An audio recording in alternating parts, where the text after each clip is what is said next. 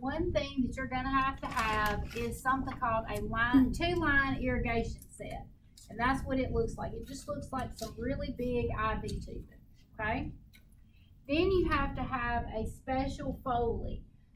The ones that y'all learned about this morning are two-way Foley, or Foley with 2 ports, okay? So you got one port that connects to your Foley drainage bag, and then you have the other port that you use to inflate your balloon, and that's all you have on the 2 port, okay?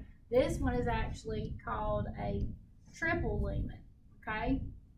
Or a 3-way catheter. And if you could see inside here, you would see that there are 3 separate little channels inside here. So when I blow my balloon up, my fluid goes through one channel, okay? And that's all it's used for. And then the other channel is to drain urine and my irrigant out of the bladder into this bag. And then the other channel is where this fluid runs into. Okay, so I have 3 separate ports, okay? So this is my irrigation fluid. So I would have 2 bags connected, and y'all aren't able to see how to connect them because this is all I got. But what I would do is, if I was just setting this up, I would clamp both of these off, and then I have my bags, and I would spike my bag, and I would hang it up, and then each one of these I would unclamp, and I would let them run into here, okay? This is clamped here. Before I connect this to my patient, I want to prime my tubing. That means get all of the air out of it, okay?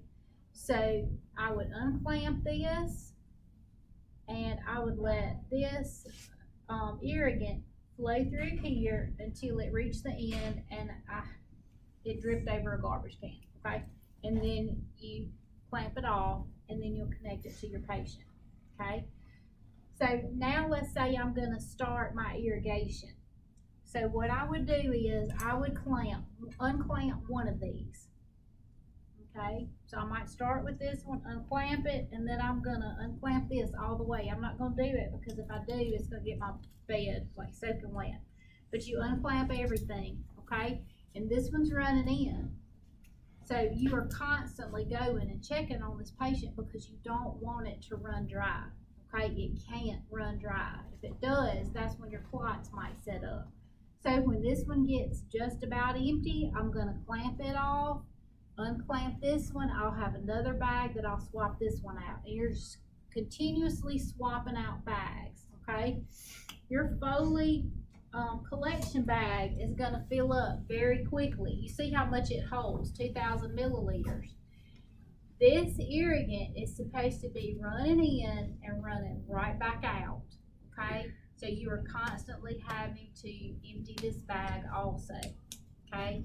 If somebody gives you this patient in a patient assignment, they are out to get you. They do not like you. And they really should give you like one less patient for real, because this is so busy. Like, you are continuously checking on this patient. Now, something you need to watch out for. Let's just say that you've got all this fluid running, but it's not coming out. You need to do something about it? Absolutely. So you need to find out, see if you can find out what's going on. So I would assess his bladder first, because I know that's where it's going. Now, if it's staying in his bladder and not coming out, what am I going to find? Okay, some abdominal distension, or he may complain of feeling full, okay? Now, if he's got a clot there, there's nothing I can do about it. I have to notify the provider. But I don't want to call that provider and just say, well, we got the continuous bladder irrigation set up, but, you know, nothing's coming out of the bag. You know, I want to check all my connections. I want to check my tubing to make sure it's not kinked. And then I want to assess this patient's abdomen. So when I call the provider and I use S-bar, you know, I can say, well, I've assessed, this is what I see. Their bladder is distended. They are tender over their bladder. And, you know, I think he may have a clot obstructing his bladder, okay? And the provider's gonna have to do something about that. All right, what questions do y'all have? Delegate this procedure to No. LPN. Oh, to an LPN, yes. To an LPN, but not to CNA. Because this is a big deal, like for a patient with prostate Now, I surgery. done irrigated a patient with prostate, but we never did it that way. We always did this. This look like it's much easier to do, but we always did it with the syringe. Yeah, this is a continuous. Probably what you did was intermittent. This used a syringe. Yeah, this is continuous. What other questions y'all got? I haven't had to do this a whole lot. You know, depending on where you work, you may never do it. There's some instructors up here that'll tell you, I've never had to do that before. I've never had to do it much either. My patient that I had, he went into AFib during his, prostate surgery, and he came to my floor, and I was up for the admission. That's what I got. Does the provider have to tell you when to stop it? They usually do write an order to stop it. You know, the patient may have it for 24 hours, something for 48 hours, usually not longer than that, though. All right, what else?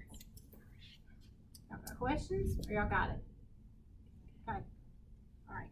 So what we're gonna do now is y'all have a little I&O sheet that you're gonna work in here